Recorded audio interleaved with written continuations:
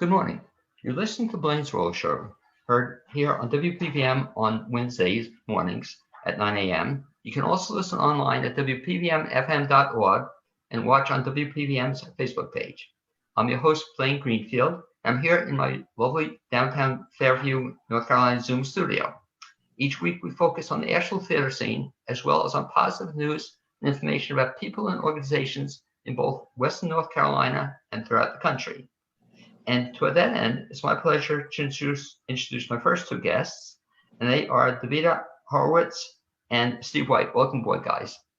Thanks, Hello. Frank. Thanks. Okay, and by the way, you can also wave to all your fans and friends in Facebook world, so if they're watching you as well. And I should mention that Davida moved to Asheville 15 years ago with her 3 children, worked teaching students with severe disabilities for over 20 years. Several years ago, she was looking for a change, and after many conversations and movies with Steve, I love that, who wanted to get back to the theater business, they decided to open a little small indie theater in Asheville. We thought the city would support another art house, and there were many independent films being made, and that people wanted to see them, which is certainly true. Steve also is part of this team, and he grew up in North Carolina, worked in theaters and during and after college, and worked and owned a video multimedia production company. Moved to Asheville in 2001 and started working at the Grail with Davida in 2014. So the first question is, Steve, you grew up where? I grew up in Mocksville, which is just outside of Winston-Salem. Okay, you got me there. And Davida, you grew up where? In Miami, Florida. Okay, so when you both were growing up, did you both know you wanted to own an independent movie theater? I think that maybe I knew a little more than she did, and that's because one of my first jobs was working in a movie theater when I was a freshman in college in Chapel Hill. And I fell in love with that culture, the coworkers, and of course the movies. And after college, I worked all across North Carolina in like 7 different theaters. Some were independents, some were chains. And I ended back up in Chapel Hill in the mid-90s working for the Chelsea, which is a small, now 3-screen independent theater, which is very similar to what we eventually built here in Asheville when we put the Grail together. When you were a kid, were you a movie fan? I was, I loved the Sunday afternoon movies when we were growing up, and then when VHS came out, I was in high school. My best buddy and I, we couldn't afford a VCR, so we rented one for a month. And we watched, I think, probably 200 movies in 30 days, and that was my kind of education in film. And do you believe there was actually a thing called a VCR and VCR tapes? Yeah, it was I amazing. remember. Well, it's funny you say that. Do you still have a what is it? It's a videotape. Do you still have a player? I do have a player. We haven't used it in forever. Yeah. And we of course have lots of DVDs, but now, like everyone else, the streaming world is so amazing. We watch almost every night. We've been watching a different movie. Like you said, the same thing too. I have a DVD player, but haven't used. I see it, but I haven't used it. Mm-hmm. Davida, the same thing with you. Were you a movie buff as a kid? Yeah, I had no idea I'd ever own a theater, but definitely a movie buff. I grew up with VCRs, and as a kid in the 80s, I mean, we used to go to the movies. That's what you did. So there was a time probably that I would go out and see almost every movie that was out there, except for any art films when I was a teenager, to be honest. But I also grew up loving old movies. So my parents were much older, so I loved old movies. I loved Mel Brooks, things that were ahead of my time too. So, and we've just always loved movies, always talked about them. So. And here's a question for you both. Do you remember the very first movie you ever saw? I think the first movie I saw in a theater was, it was at a drive-in, actually, and it was the Poseidon Adventure. Okay. And so that, I think I looked this up. I think I must have been 5 or 4.5 because of the dates. and it was a double feature. And I actually remember the second movie. It was I can't think of the title now, but it was the Trinity brothers, who were an Italian kind of spaghetti western couple. Brothers that were in a lot of westerns, like My Name Is Nobody. But this wasn't a western. It was a pirate movie starring the Trinity brothers. So it was a double feature, Poseidon Adventure, and this kind of strange pirate movie. Strange combination. Same question. Do you remember your first movie? I don't know. I remember. Wait, let me have you move a little closer to the mic if I can. I remember in kindergarten going with my mother, and it was a field trip, but my mother she must have been there, and seeing Bambi. Okay. And I also remember going to see the Apple Dumpling Game. And I think those were probably the earliest memories of going to the movie theater. A Disney fan. I guess so. Yeah. Yeah. Well, of course, you'd see whatever was So I remember my first movie. I think one of the first was Damn Yankees. So I always love that movie. But it's interesting, people's recollections of movies, and that kind of ties into, I think, what you guys started. And so I first met you, I guess, in 2014. That's when the Grail opened. Yeah. And talk a little bit about we were actually 14. We were 16. Beginning to put things together. 16 is when we opened the doors. 2016. Talk about that process. So you had the idea that you thought Asheville would be a town for a independent, and it's primarily you show independent films for the most part, Mostly, not truthfully. But so talk about what happened. It's almost like a Mickey, Rooney, Judy Garland thing. Let's do it. Let's do a show. Let's do it. Let's put on a movie theater. Describe that process. It probably started out almost as naive as that, right? that we thought, oh, this isn't going to be that big of a deal. We didn't set out to do 3 screens at first. We were thinking maybe 1 and maybe 2. And the initial challenge was finding a suitable building in Asheville that actually would work, with the wide enough spaces for seating, the ceiling heights. And I think it was 2014 when we first started seriously looking, and we were eyeing some buildings that we almost got there, and just right at the end, something would fall through. And then when we found the South French Broad location, the timing kind of worked out that this old factory building had space in the back that one other space, somewhat suitable. One space that we were very close to signing a lease just totally fell through. We were very depressed. We went to Little B Thai food truck. They were parked outside of Highland.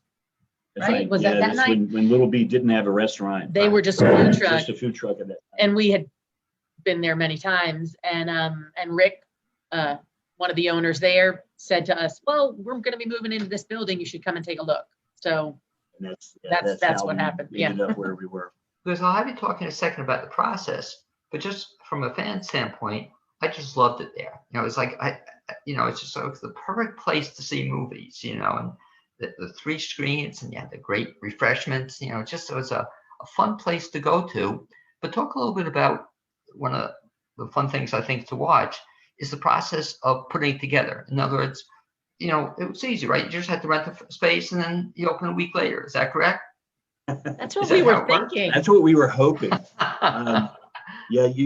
When we would run that little opening piece to our intro loop for every movie, and it had time lapses of the building being gutted, the welding going on, the walls going up, and then putting in the seats and all that. It makes it look like it went a lot faster than it did. The biggest challenge we had was converting an older building. There's just things that come up that we had no control over, and we probably had 6 months extra time going into that process, just because a permit issue would pop up that would require some work to get done, and then two months would go by before that work got done. So it's funny, we did a ton of work at first, and then there was this stoppage for probably 4 months. And when the permitting finally got resolved, it really was, of course, about 2 or 3 weeks that the majority of the seats went in, the screens went up, all the sound and lighting went in. So there was a 2 or 3 week period where it was kind of that Judy Garland, Mickey Rooney, let's put on a show. And then we actually had to put on the show. So once the day that we opened, we stayed open every day for 4 years, minus about 4 or 5 days, I think. Because of snow or power outage or something beyond our control. Well, even in terms of you opening up the theater, so how long did it take you from the time you first started construction or getting it ready to the time you opened? I think that we signed the lease back in Well, June of 2015, and I think we opened May 19th of 2016. but there were issues with the building because they were doing a lot of other construction. So I don't believe that we were really able to put our walls in until February. Yeah, may have been. I mean, February of January or February of 2015. So it, 2016. yes, 16. It was probably about a 3-month period where we really Put in walls and did everything else. Yeah. So talk also a little bit about the process of the two of you being a married couple running a business together. You know, what's that like? Well, we're not actually married. But a couple. We both did that before, but we are a couple. Okay, I'm saying a couple. Yeah. And you know what? It's worked out pretty well. I think we have our strengths, and that's the jobs that we do. and there's not so much overlap in that. So the things that Davida takes care of, I would do very poorly if I tried. And the things I do, she doesn't care to even be involved with. It's fine. If it involves a projector or a sound, she just wants it to be right, but she doesn't want to have to see how it gets there. Just make sure it's working. That's all I want to know. Yeah, Well, to your credit though, I mean, you guys certainly spend a lot of time together. You know, absolutely. you know, outside. But where we overlap is the fun part, is the deciding what we're going to play, deciding what snacks we're going to have, and actually dealing with customers. When we're together in the stand, it's fun. Running the day-to-day is actually surprisingly, we didn't get tired of it, even though for many of those years it was kind of around the clock thing. Only in the last 2 years did we start kind of saying to our manager, okay, we're going to go now. And we felt comfortable, you know, that everything would be done properly. But running it and meeting people, you know, how many times did you and your wife come through? Probably a couple of hundred, maybe, over the course of those years. But what's fun, which I always loved, I sometimes would almost be not annoyed, but disappointed when Davida wasn't there, you know, because I just, no, but it's just kind of fun to see her smile and to speak to her a little bit, and then see you in the back. It was kind of fun, you know, and it was a personality. And one of the things I think you did with Grail, and hopefully you're going to do as you continue, is you almost have like a certain, I don't know, fan base, or you have certain regulars, would you say, that came to you all the time and you got to know them? Oh, that's for sure. We've seen several of those folks since we moved into this new space, either through some of the pop-up shows that we've done, or we just had one of our favorite regulars who had her 95th birthday this year, and her daughter brought her by just to see the building, and I happened to be walking in at the time, so we brought her in and gave her a tour, got her approval of the space, and we're very excited when we're allowed to have, you know, robust crowds again to see her every week. She would come every week. She came and drove herself, and then her daughter would come most of the time separately. They came separately. They were both big film fans. They would come and see everything. Yeah, so that was great to see them. And another thing too, I think, what you created, which I love, is the environment to watch a film too, and describe that a little bit, because you said it'll be in the new space. It'll be similar. Yeah. Well, one thing that people really loved about, especially screens 2 and 3, were the couches. Exactly. The comfy chairs, and screen 1 was more of a traditional, older style theater with theater chairs. In our new space, we designed it to be a socially distanced auditorium. So it's actually a larger square footage than any of our single screens were before, but there are only 40 seats in there right now. So that's primarily our blue comfy chairs and some of our couches from screens 2 and screen 3. And, we're going to keep it at that layout until the time is that we feel like we can put more seats in there and people can be closer together.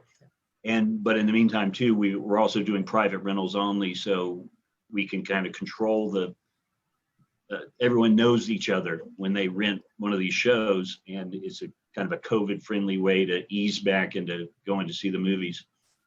Plus the new location at Foundy Street in River Arts it's I think a better cultural fit than the location we were at. It's just got a lot of other local businesses, a lot of studios, galleries. 12 Bones is right there, which is great if you like barbecue, which we do. Well, no, exactly. I'm looking forward to that. So I think that it's almost a closer vision to what we had imagined originally when we were thinking, let's put on a show. It's a transitional space for the Grail for now and between what the Grail will become. But we're very happy to have landed right in the middle of River Arts. Just as a compliment to you folks, as you're describing it, I'm kind of smiling and saying to myself, I really miss that, because it's like I go to lots of movies, or Cynthia and I did, but other theaters are fine, but yours was just a whole different experience. Even so, we greet the people, we even knew your managers. Just kind of a friendly environment. Yeah. And then to go into the studio, and Cynthia loved the couches. Just lie down on the couch. And also, even before socially distance was acceptable, that was socially distant. You being on a couch. It's just a fun place to go to. And had a good time. And let's talk a little bit though, since that location right now isn't open. You have a new location.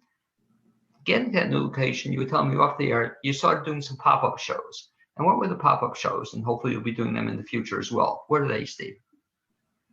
So we did our first pop-ups with the Plebe Winery, which is also in the kind of complex we're in River Arts. And they have a large tap room that normally has a 200-person occupancy. And we did some shows in there with 40 seats spread out. And it was for their second anniversary, we ran Rear Window, and that was a big hit. We also did the Manhattan Shorts Festival, which we did previously at our location. We did 5 nights of that at the Plebe Winery. And we did 2 drive-in shows in the parking lot right in front of the theater. These were both in October, I guess. I think it was October, maybe early November. And we did it up to the point that it just started getting very cold. But we and additionally talk a little bit about Haiku I Do. And we did a couple of shows at Haiku I Do, and I don't know if you've ever been to their space. No. They're off of Sweeten Creek, and it's an oasis, and they do wedding events there. So they had some days, that were open and invited us to do some pop-ups there, and we were able to do some pop-ups outdoors in that just a gorgeous setting. So it's probably the most beautiful place you could ever watch an outdoor film, because our screen, which is one of these blow-up inflatable screens, is essentially where people get married. So you can imagine how beautiful the setting is. And the first one we did was Harold and Maude, which is one of our favorite perfect films. for that setting. And people came up to us afterwards, and they were just thanking us for giving them something normal. For the first time they had felt normal all year. So we think that those 3 examples will probably do more pop-up shows like that, especially if socially distancing is in place, but people still want to come out, find a safe way to gather people, and they can still see a movie together. We can continue, because it's in a separate location, we should be able to continue concurrently if we're open. When you do a drive-in, though, is that a big deal? Do you have to bring the screen? You have to, It was a big, It was logistically, we gathered a lot of our ex-employees together. I think we had about 8 people. The big screen that we purchased for this, it's about 25 feet wide. The screen surface is about 20 feet. And when you blow it up, it's about 17 feet in the air, I think. So even though it doesn't weigh so much, it weighs like 75 pounds, but when you hook it up to the blower and it inflates, it's a beast. You have to, strap it down so the wind doesn't take it away. So doing that every night, or for those 2 nights, we put about an hour and a half in the front of it just to make sure everything is up and safe. And then after the movie's over, after everybody's gone, we had to tear it all down again. And fold it up. So there's a lot that goes into it. And then bringing the projector out, we used FM transmitter so everyone in their car could just tune in to the movie. And we sold out both of those shows, and people really liked it. And it blew my mind that you had never been to a drive-in before, but you mentioned you went to one. Well, it's saying also, I guess you can't tell people this up front, but it'd be kind of a good recommendation if you don't bring a big SUV though, and talk a little bit about what's the problem with people with big cars. Yeah, the big challenge was we had to put the screen up on tables. We had to get it as high as we could because the flat parking lot, if you've got an SUV up front and a coupe behind it, it makes it difficult to see the screen. So the second one we did, we actually reduced the number of tickets so that we could spread cars out a little more, so that they had a better shot at seeing the whole screen. Ideally, like a professional drive-in, screens up there like 15 feet. Every car's got a great line of sight, but for these pop-ups, that is a little challenging. Well, I guess you also have to hope for not a lot of wind. If you have a lot of, it could be a problem. Yeah, the second one that we did had to be postponed. Oh, really? So yeah, I think it was supposed to be Saturday night. We moved it to Sunday night or Friday. I think it was rain was forecast, and we canceled it early on that Saturday. We pushed it to the next day, and then it was beautiful for the rest of the day. And we're like, well, we blew that. But right at 8 o'clock when the show would have started, it was a downpour. So we did the right thing. It would have been, we'd have had to cancel on the spot. That's going to be a kind of a naive question.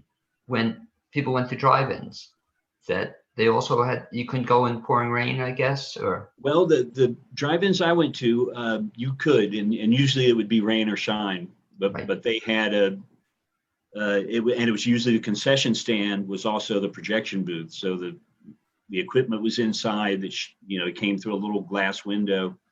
So that was protected. And then you just sit there and watch the movie with your windshield wipers on. Talk about, Stephen, Davida, how Grail is different from a typical movie chain, that I could go to a movie chain, but explain the whole concept of an independent theater. Big question. We're smaller, and we do all of the programming ourselves. So with the chains, they pretty much will run the big studio films and don't always have as much opportunity to select what they think is necessarily best for their community or what the managers want. So we kind of have been fortunate enough to choose what we want to show, and also just to choose the concessions that we offer, have local options, things like that, and to get to know our customers and locals. Yeah. It's been, it's really a community place. I think that the main reason I think you probably kept coming back and most people kept coming back were the films that we showed that weren't necessarily available, sometimes not even in the state or the region. And that kind of evolved from the conversations with our customers. So it took us a while to figure out what is a movie that will work at the Grail. And it was funny, we had a sheet of paper on the wall that were kind of like rules.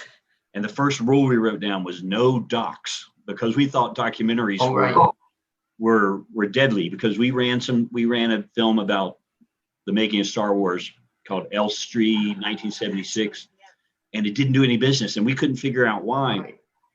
And we were like, oh, it's a doc. Nobody likes docs.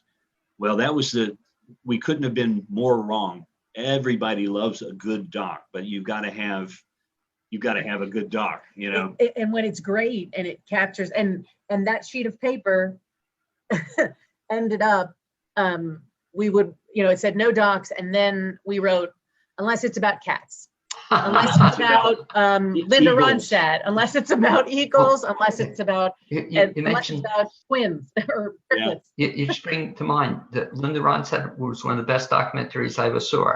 Yeah. I saw the Linda Cohn I see stuff your place I'd never see anywhere else, Yeah. And there were some, so we could look at this and go, oh, we've got to run that. Yeah, We've got to have that. We've been watching movies we in the had, last 6 months going, the Jane Goodall doc was a huge hit. it was Free beautiful. Solo was a huge hit. But we've been watching movies at home for the last 6 months going, I wish this could be in the theater. People need to be seeing this. So, and talk about that, Davida, too, because it's to me, it's a whole different experience. I love watching at home. I love watching Netflix, but I tell Cynthia the same thing too. I love going to the theater. It's first of all, it's an all-encompassing thing, and the other thing is at home, I'm on a bed, I fall asleep half the time. But here, it's just we so much love going to movies. It's a different experience. and it's two different experiences. So it's great to go to the movies when you're in a packed theater, Right. and you have that collective experience of a gasp or a laugh, or it makes the movie better. But then, I mean, how many movies did I sit in screen 3 by myself in the Right. day, and watch by myself? And it's completely different than when I'm here on the couch and I'm thinking about doing my laundry, or I'm falling asleep, or it's just a different experience to go to the theater and have your entire focus on that screen. One of the challenges running a theater day to day, especially you have 3 screens, you don't have that many staff people, is the schedule turns over constantly.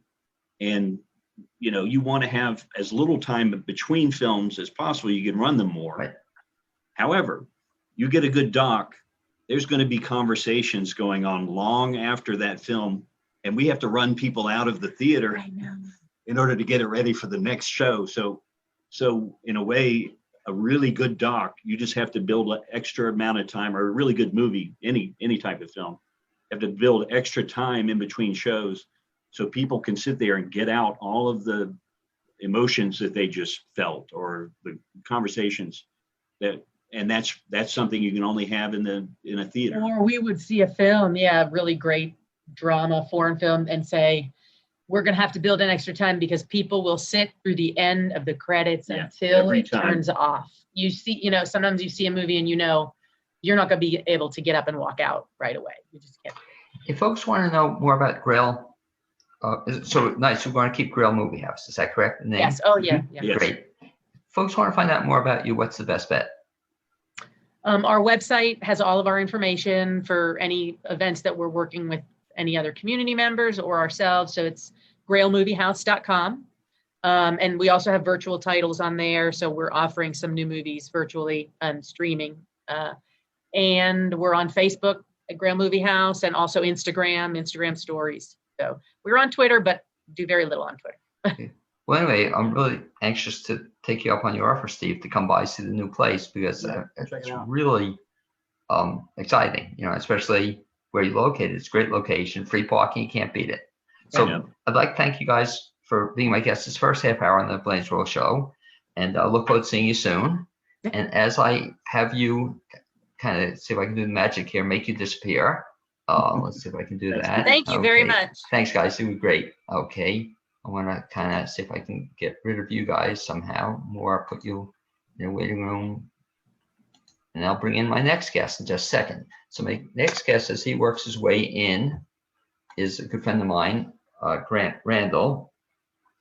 And I think he's coming in. There he is, Grant. Hey, Grant. And as Grant works his way into the studio, let me mention to folks that you're listening to WPVM, And our mission is to foster community through programming that cultivates dialogue to inform and entertain.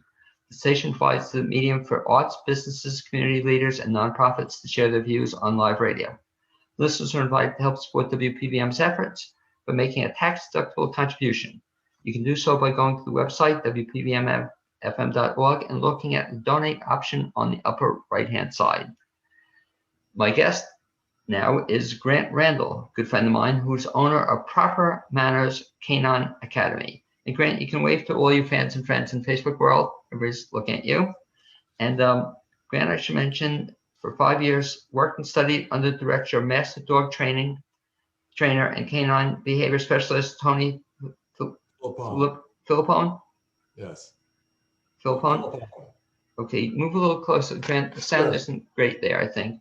He has over 30 years of experience as a canine behavior specialist and is one of the top trainers in New York State. After moving to the Asheville area, Grant started his own dog training program. I never asked you, Grant, but I got to tell you, I love the name of the business, Proper Manners Canine Academy. How'd you come up with that name? I wanted to incorporate not only just dog training, but to emphasize what the object of the dog training would be, to make people's life easier. When you have a good mannered dog, you can do a lot more with it. So if you have it's like anybody, if you have good manners, you can take them more places and then you can do more with them. Okay, so that's good to know for me. So you can help me have better manners when I come see you next. But one of the things I loved about your business, Grant, was just that point that you would tell me that you would train the dog, but I always admired how you did it because oftentimes you would bring the dog elsewhere. I thought it was kind of a cool thing. Explain your thinking of that you didn't just want to train the dog at home, but you wanted to bring him out. Well, a dog is going to be exposed to a lot of different organizations, stimulus, and environmental challenges. So the more we can challenge the dog with different environments, the more calm it'll be. And a great place I love to take my dog training clients is like Home Depot or Lowe's. They allow dogs in there. We can work with the dogs. There's a lot of different stimulus of keeping the dog as calm if they need to. And it's just a great environment. And with especially in Asheville, where you can take your dog anywhere, almost to any restaurant outside, it's important to have a calm, polite dog. And that's kind of cool because, again, I think a lot of people think about training their dog, but they do it at home, and then they never go beyond, the fact that the dog goes out with them and meets other dogs too. Yeah, I like to give the analogy that you get a dog, you have to learn how to train and to teach it. It's like the analogy of like your son or daughter turns 16, you don't just give them a car, you teach them how to drive first. Same with a dog. You have to teach the dog first good manners before you can take it out in public. And you told me this off the air, but talk about some of the things that people should want their dogs to be able to do. In other words, aside from potty training, given that, but other things, what do you tell people that they should work with their dogs to be able to do? Well, a lot of it depends on the personality of the dog. And some dogs will be polite with other dogs. Some dogs just can't even deal with another dog. So if that's the case, or children or some sort of strangers, we will work on those behaviors with that dog. Now, is the dog going to like another dog? Maybe not. I don't think I could ever change that philosophy of the dog or temperament, but at least we can train the dog to be calm and sit quietly while another dog passes without getting into a fight. Yeah. So that's interesting. You can train a dog to do that? Oh, sure. Yeah. It's got to divert their attention. Okay, and we'll talk about that in a second. Well, you mentioned diverting the attention. What are some ways to divert a dog's attention? By teaching the dog why food is a great way to divert their attention. For me too. Right. Yeah. And to keep their eyes looking at you, at their owner.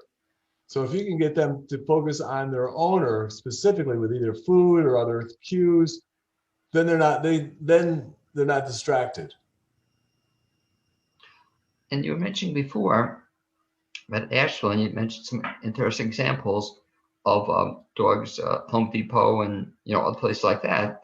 What about, Grant, the whole thing? It's even getting more play lately. The fact that some people want to bring their dogs everywhere. we were just talking to my guest the first half hour on the show in terms of the movie theater. They've seen this. Talk about that whole process. In other words, if you own a dog, do you have the right to be able to bring it anywhere? No. You can if it's outside or dining, you can't take it inside any location unless it's a specific service dog, and that's protected under the American Disabilities Act. But emotional support animals have not gone through the training to be certified for public access. And same with therapy dogs. The only dog that can be allowed to go into public areas is a service dog. And talk about a little bit more the difference. So if I have a service dog, that means what? A service dog is highly trained specifically for the owner who has a disability. So he's going to work with that person. He's going to work to help that person with their disability. He's specifically been trained. Now, the thing is, once you have a service dog, you really can't, it's not a pet. It works 100% of the time for that person. What are some of the kinds of disabilities that would fall into that? Well, now we're starting to see a lot more dogs who can diagnose blood sugar levels in people with diabetes. If the blood sugar levels drops, they will notice that with the scent, and they'll kind of cue their owner some way that their blood sugar is dropping. And obviously the big thing is the blind. We're seeing that with the that's the big thing. Also, but almost any disability you can train the dog to help a person with a disability. If they have balance problems or sight problems or hearing problems, that's all, they can all be trained for that. Now, your dog, who I love, Molly, she was a service dog, is that correct? That's correct. Okay, and she was trained to work with somebody who had balance problems or other kinds of problems, Right. and she could help them out. How do we know if somebody has a service dog? Are they supposed to wear a vest, or is that required? It's not required, and that's the big that's the big problem today, is there's no regulations for either national or state regulations or certification for a service dog. You can go out online and buy a vest that says service dog. But every good service dog should have a very clear vest on that says service dog, don't pet me, or I'm working, so that it can alert people not to just come up to the dog and say, oh, it's a nice dog, can I pet your dog? Because it's working. So they should be somehow marked, and they should be well advertised, I would say, that they are working in their service dog. Now, a therapy dog, and is different than a service dog? Therapy, I like to say that a service dog has a specific job to help someone with a disability. That's the way I like to say it, a service dog. A therapy dog is a dog that's been trained to make someone feel good or happy.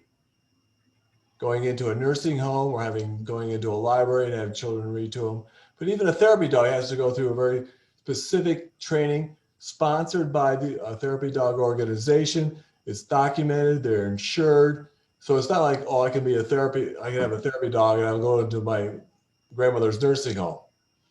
A good organization has to document where you're going, how long you're staying there, and it's insured. And it's also highly well-trained dog for that purpose. Now, can a service dog also be trying to get the difference. Can a therapy dog also be a service dog and vice versa? No. Okay. Not at all. Two different ball games. Gotcha. Because the service dog is trained to work with the person with a disability. A therapy dog goes into someplace to make someone feel happy, some other person, like a nursing home or a library. It's good training, but it's two different things. Because a therapy dog is not really allowed in public access areas. You can't Gotcha. take a therapy dog any place you want. And back to the other mention, so emotional support dog or pet is kind of anything else, and people just want to say that they like having the dog with them, and they call it an emotional support dog. I mean, you can have your doctor say, I have high Right. anxiety and I need my dog with me all the time for emotional support. But that dog has no training, no high training for public access. And that's where you see the problems now, where more and more companies like Ingalls even says no I see service that. dogs only, no emotional support animals, no therapy dogs. Well, they also have, I've been reading, right, on the airlines has been a big problem too, because everybody's trying to bring their dog on an airline. Or almost any pet, any Yeah. type of animal can be an emotional support animal. I was saying that I read, what was it? Some people are trying to bring their snakes on. Yeah, something like chickens or, you know, a parrot or a turtle or something. That would be a bit much. Grant, one of the things I think you offer folks, and I think you do a very good job of it, is that kind of you offer them, if they want the service, you can help them choose a dog. And let's talk a little bit about that process. In other words, people can get a dog, I guess, a lot of different ways. How do you feel about people, for example, choosing a dog and working with you? How do you help them when they approach you for that? There's there's one thing I do tell them is go online, and there's a test called a temperament test for a puppy. So when you see the litter of the puppy, you can give them this little test of like 6 or 7 little things to do, and you can see the temperament of that dog, whether it's going to be shy or it's going to be rough or it's going to be more dominant. So that's a good way to tell which kind of dog you want out of the litter or what you can handle. Also, too, you want a good breeder. So that's another thing. I talk with my clients. I will go with them to look at a breeder, or I will give them my opinion of different breeders. Now, what about people, though, who decide, either cost or other factors, that they want a rescue dog or a sheltered dog? How do you advise those folks? I admire people who do rescue work and, rescue dogs and go that route. But the only problem with getting a rescue dog, especially if it's older, if you get it as a very young little puppy, that's not so bad. But as an older dog, you have no idea the trauma that the dog had gone through, and then that could be a problem later on in life, later on in the house. So with any type of rescue dog, I consult my clients saying, if you want to go that route, you have to be prepared that if it doesn't work out, you have to give that dog either back to the shelter or something more drastic. Well, you're raising an interesting point too about the fact that people being prepared, because the reality too, you probably see it obviously more than I do, but some people shouldn't own dogs in the first place. No offense Right. to some of those people. What would you say are the important requirements if you want to be a dog owner? Are there certain requirements that you should have before you even think about it? Of course. And we're seeing this now with COVID too. So, I mean, more people are at home and they say, oh, let's get a dog. But they need to put the time and effort into training the dog so that they're not just winging it. When a dog comes home, I say it's like he has a blank slate. He knows nothing. And you have to put the time into train or else he's going to start winging it and try to figure it out on his own, which then could be very destructive and very, not very beneficial to the household. They have to put the time and energy into training. And I really support people going out and spending a little money, not a lot. You don't need to be spending thousands and thousands of dollars on training, but to work with a good trainer, because every dog's personality is different. I have a client right now that I work with that we kind of realized that it doesn't really like to be petted much. It gets too excited and too rambunctious. So we don't pet the dog. So that's what we work. Talking though about your clients, because I think you and I have talked about this, part of the problem is you can train a dog, but unless the person, also the owner, is willing to put the time in to reinforce what you do, right? It's a waste to hire you. It's a waste of time. It's like being an athlete. If you don't train, you don't get better.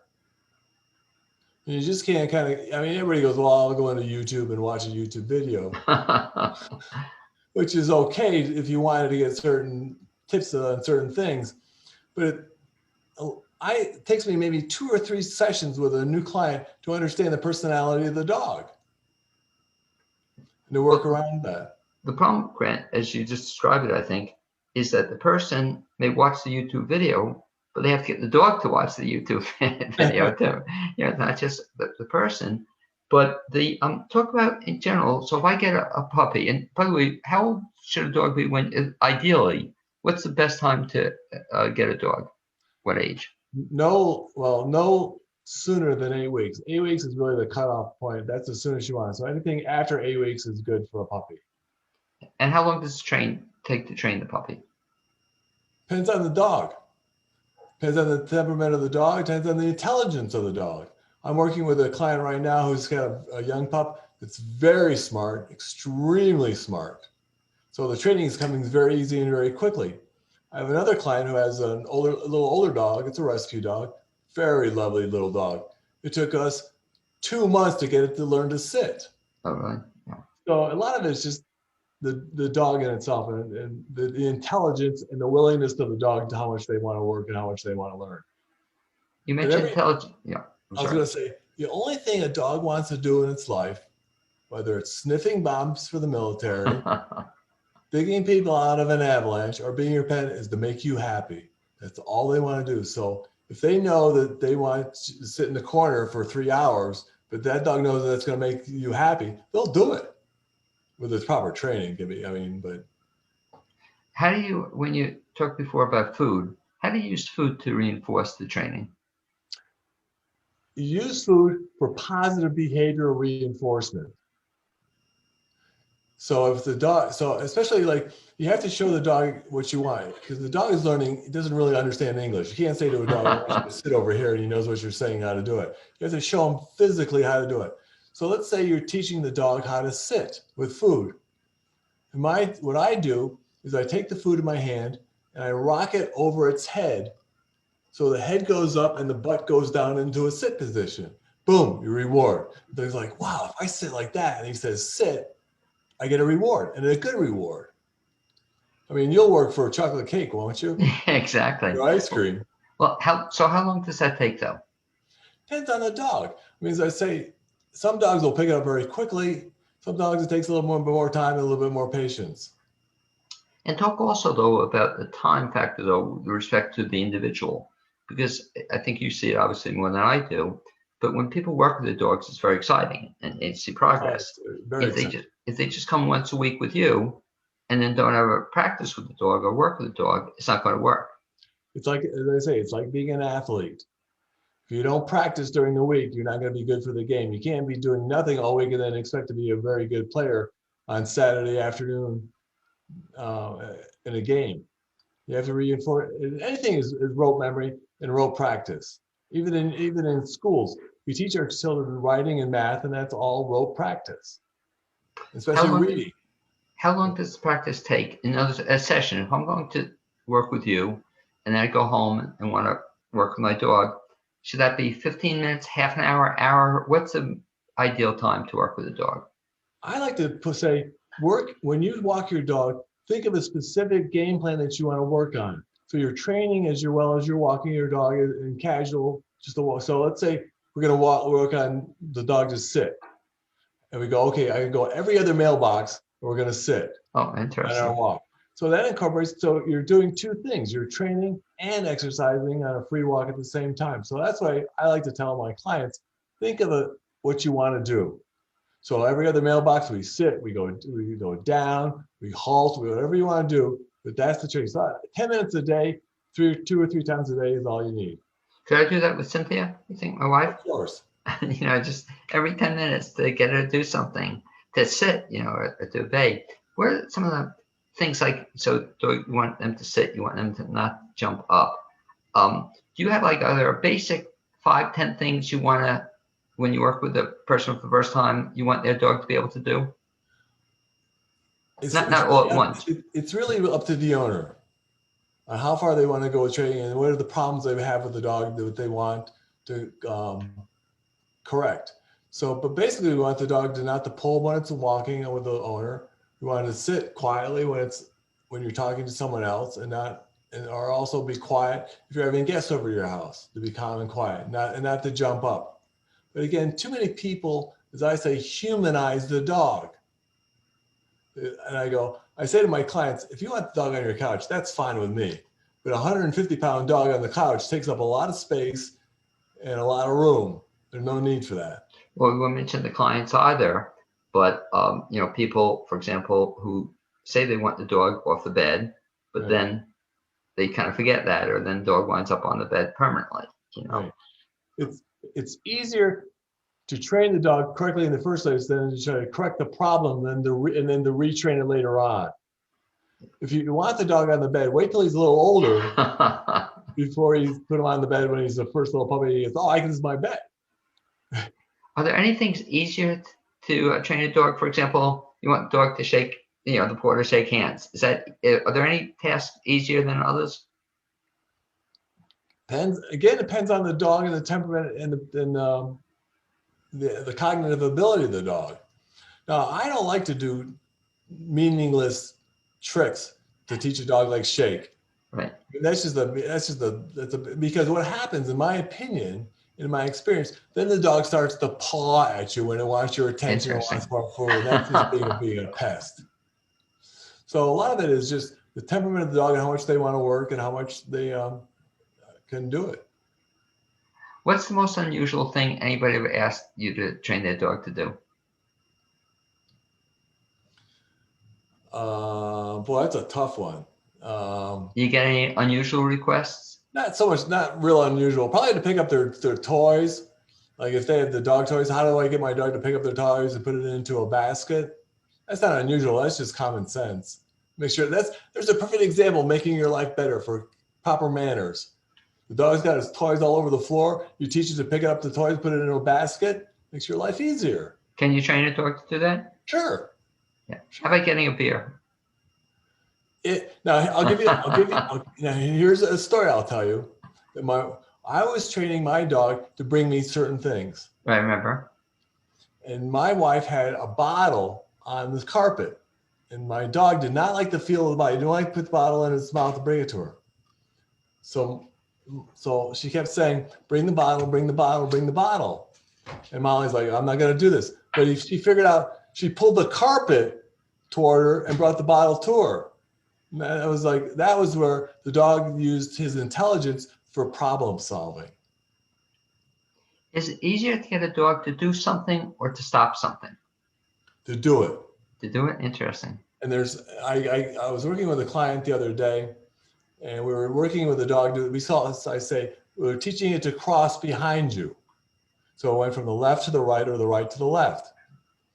And I remember trying to do this with my dog after we taught it to heel on the left-hand side. She would walk on the heel. You're walking on the left-hand side very close to the person.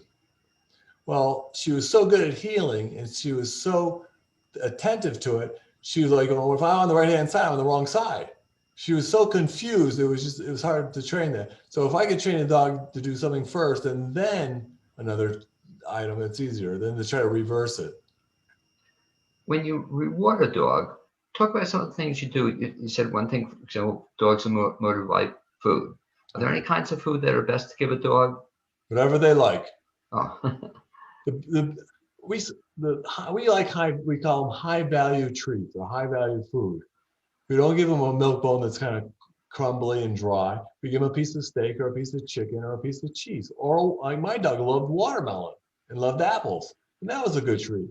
It's like a human. We like variety. We like to be surprised. I mean, you'll work for a Danish or a donut more than you'll work for a Ritz cracker. Interesting. So when we say we reward the good behavior and we discipline the bad behavior. And as I say, my dog loved apples. And if I started to pull an apple out of the refrigerator and she had her nose in the refrigerator, I push her out of the kitchen. Get out. Out. And once she settled and was quiet, then I'd bring the reward to her. The reward was the good, calm behavior and not begging. Well, a problem I imagine too, folks run with dogs, and I think you've told me this as well, is that dogs will also tend to eat anything. Is that correct? Or if they have an opportunity to do so? Yes and no. Some dogs are real picky. Yeah. Some dogs, my dog was a pig. She would eat anything. Carrots, green beans, which is all good for her. It's good, yeah.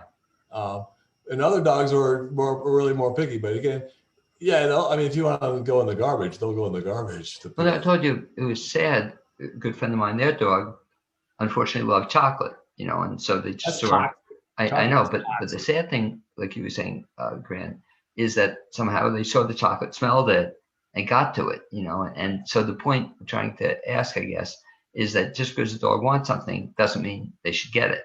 And what's nice too in today's society is with the internet, you can go in and say, just type in what foods are not good for dogs. And it'll give you a list of toxic, like grapes, raisins, chocolate, things like that. How come grapes are? I've read that too. I've heard that. How come grapes are toxic? Something just the content that is just they doesn't settle well. They can't digest it well. Like chocolate, the dog can't digest the chocolate. That's why it's so toxic. So again, let's talk about then working with you in terms of even having a dog follow a diet. Do you ever work with folks who the dogs are too heavy? Yes. Yeah. How do you deal with that? Just like I tell anybody, if there's, Brandon, if you want to be on a diet, what do you do?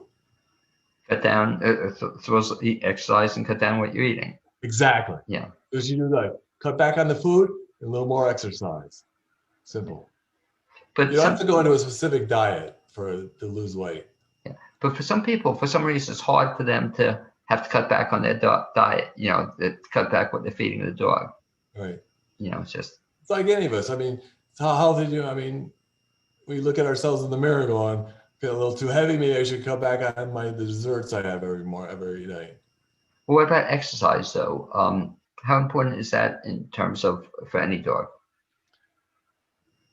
Like again, just like humans, if we exercise, we're healthy. It helps our joints and muscles. Now, some dogs are very energetic and need a lot of exercise. Others don't. So that's the other important thing when you're picking a dog. Pick out a dog that meets your personality and your physical ability. And the best thing, the best way to bond with your dog is to walk your dog. And I bet you some of the best times you've had with your wife is when you've been walking with her, and you have some good conversations and just some good dialogue. Same with the dog. I mean, you're not talking to your dog about the stock market, but you raise a good point. But you raise a good point, Grant. It's an interesting thought. Is that should people be talking to the dogs as they walk them, as opposed to some people I know, you see all they have are the headsets on and they're just listening to music and not paying any attention to the dog. How important is communication when you're walking with the dog? I think communication is very important because, again, you can train at the same time you're doing the walk. It's also good to kind of just keep in contact with your dog. Good. Let's go for a walk. Stay with me. Stay close to me. And or they may see a rabbit like going, whoop, like stay with me. So you don't have to talk to your dog the whole time, but they like to hear your voice and the calmness of your voice. And that's a big part of training, is the way that people talk to their dogs and the voice commands. I like what you said there, especially if you're lucky. Maybe you can even get some stock tips from your dog, if they want to do that too. Your rate has been going up in my house very highly. Is that it? But it's just kind of interesting that it would seem to me the more you communicate with the dog, the better trained dog you're going to have as well. Right, especially when you get into more advanced training. A lot of it is not only hand signals but a voice command, because the dog will also respond to a voice command really well too. Again, a lot of it is just comfort. Like if the dog gets excited or the anxiety level is high, you can use your voice to calm the dog. It's okay, relax. Grant, if any of our listeners want to find out more, for example, about your business, best bet would be to do what? Best way to do is contact me on my phone number, and I can give you that. Please, yeah. It's area code 518-669-8414. And that's the best way to contact me. And then I will then do a consultation with them or answer any questions they want. Okay. And again, we'll ask you just repeat that number is what? 518-669-8414. Okay. And again, I'd like to thank you, Grant Randall, for being my guest this second half hour on the BLAINESWORLD show. Thanks, recommendation that if you want a good dog trainer, Grant's your man. Also, my guest the first half hour were Davida Horwitz and also Steve White. And I also want to thank Amy Prisnash, my producer. I look forward to having you join me next Wednesday at 9 a.m. here on WPVM in Asheville, North Carolina. You can also listen online at WPVMFM.org and watch us on WPVM's Facebook page. I look forward to seeing you hopefully next week. And thanks for joining us, Grant. As always, a pleasure. Speak to you, buddy. Stay safe. Okay.